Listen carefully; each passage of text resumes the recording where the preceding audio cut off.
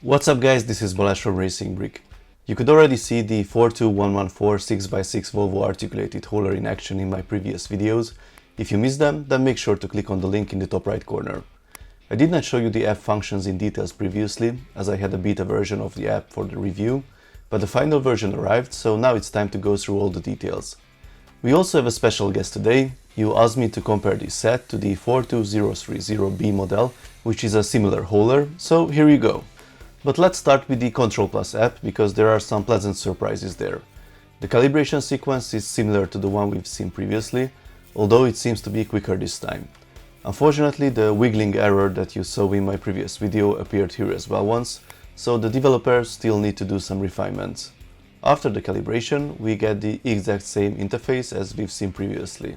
There is a drive mode selector on the left and a joystick on the right to control throttle and steering. If you select D, you get an automatic gearbox control that shifts between the three gears. The biggest and most welcome change here compared to the beta app is the default gear. Apparently the gearbox stays in first gear instead of the park position. Why is this much better? Because when you drive the hauler around and release the throttle, previously it always jumped back to park from any of the three gears, and it always had to go through all the gears to start again in first.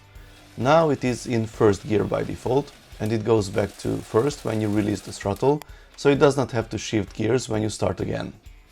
The other two positions with 2 and 1 will limit the available gears to first and second and only first. These gears are also available driving backwards. So I'm sure you all have the same question at this point. Did it receive a real automatic transmission that also shifts down? Well, apparently it didn't. It shifts up gradually, but when you reach an obstacle, the gearbox stays in the higher gear and the vehicle simply stops after a while. You still need to release the throttle to shift back to first gear and then try to climb the obstacle again. I think it is a missed opportunity for the Control Plus developers, but at least we have the chance to make something better in the powered up app.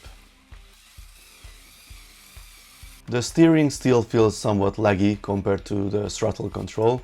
The speed changes almost instantly, but there's a big lag when you want to turn to left or right. Not sure if it is intentional or not, but you need to remember this when you are driving around. If we compare it to the older B model that I will show you in details in a few minutes, the difference is again quite significant.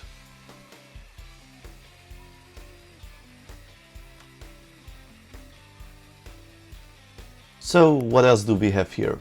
There are two buttons for the tipper function. The gearbox will shift to the park position only if you touch these buttons.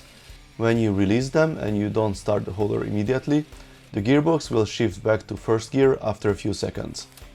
There are 4 buttons in the middle that you can use to switch between the different screens. The first one uses the hub's gyroscope to show the angle of inclination. The second screen shows the actual gear. The third screen has a funny feature. You can add the virtual load to the hauler by pressing the button. Once you fill the hauler, you will actually see some difference in the behavior. It seems to drive slower compared to the empty state, and when you discharge the load, the linear actuators will also operate slower. Once you discharge completely your virtual load, everything gets back to the normal speed.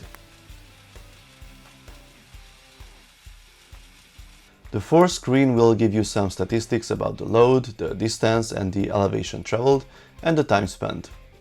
There are 2 additional buttons on the screen. The first one is the horn, which will be the favorite feature of the kids. The other one can be used to log the actual gear, but it is only effective until the throttle is released, so I don't think it will be a frequently used function. There's a second control screen that you can access by swiping to the right. These controls are a bit weird, but actually quite useful.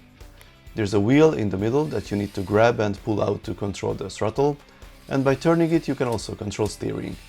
It seems to be pretty unusual for the first sight, but it can be used very well. On the left there's a separate button to switch between driving forward and reverse, and we have there the buttons for the tipping function as well. In the top right corner there's a quite important button. We can switch to manual transmission. This feature changed a lot compared to the beta, and I really liked it, as it is a true manual gear selection this time. If you select second or third gear, then the gearbox won't switch back to park anymore as it did previously, but you really stay in the selected gear. That's how the manual gear selection should work, so a big thanks to the developers for changing this. Let's not forget the horn button, that adds a lot to the fun factor here as well. As an obligatory feature of the Control Plus models, we get some challenges to complete. There are some videos to watch as well. Honestly, I'm not the biggest fan of the challenges, but I guess there's a need for these, otherwise they wouldn't be here. So that's how the officially released Control Plus app works. There are some things to correct, especially during the calibration sequence, and we did not get a real automatic transmission, but otherwise it works well and all changes are very positive compared to the beta. Now it's time to introduce our second competitor for today, the B model of the 42030 set, which is the Volvo A25F Articulated Hauler. In reality, they are at the two ends of the Volvo Articulated Hauler spectrum, but there was one mystery when this set was released. That time the Volvo A25F did not seem to have a 4x4 version, only a 6x6 one. If you Google the model, you will mostly see the 6-wheel variant, but there was one promotional video released by Volvo later, where the mysterious 4-wheel version appeared, so the unicorn does exist, but apparently it is not widespread. If we compare the proportions of the models with the real ones, I would say that they are both fine. The designer of the older B model did a pretty good job, especially because he could only use parts from the A model. The newer one has obvious advantages, it has less gaps overall, and the bed is properly constructed compared to the skeletal version of the older one. The 42030B model is driven by a power functions XL motor. The tipping function uses a power function L motor. It has differentials at both axles but does not have a central differential like the newer model. Steering is controlled by a power function servo motor. It is very responsive, seems to be better than the steering of the A60H, but with this remote it lacks the precision and proportional control of the powered up system. Regarding their speed, the older one has no gearbox, so it obviously starts quicker, but apparently it is even faster than the A60H in third gear. You might think that means it is tuned for speed and it cannot climb. Well, that's wrong.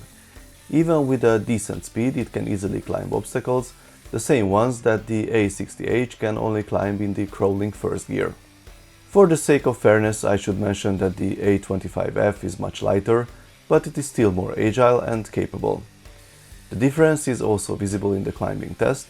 The older model climbs this slope easily. The limiting factor is only the ground clearance before the front wheel. Testing the newer one on the same slope shows that somehow it manages to climb up the ramp in first gear, but then it does not have enough power to actually go up. This model really needs a second motor. Comparing the cargo area, the disadvantage of the A25F clearly shows. Whatever you put in there will fall out through the huge holes. The tipping function is otherwise pretty similar. They can unload the cargo at the same speed. So I think we can see some improvements if we compare the newer model with the older one, but the A25S has some clear advantages, so there's no real winner here. The A60H definitely needs more power and probably more ground clearance as well, and let's not forget the real automatic transmission. Let me know your thoughts in the comments, and also how do you plan to modify the set. If you like this video, then please give it a thumbs up. You can also subscribe and tap the notification bell if you don't want to miss my tech reviews and other LEGO RC videos. See you next time, bye bye.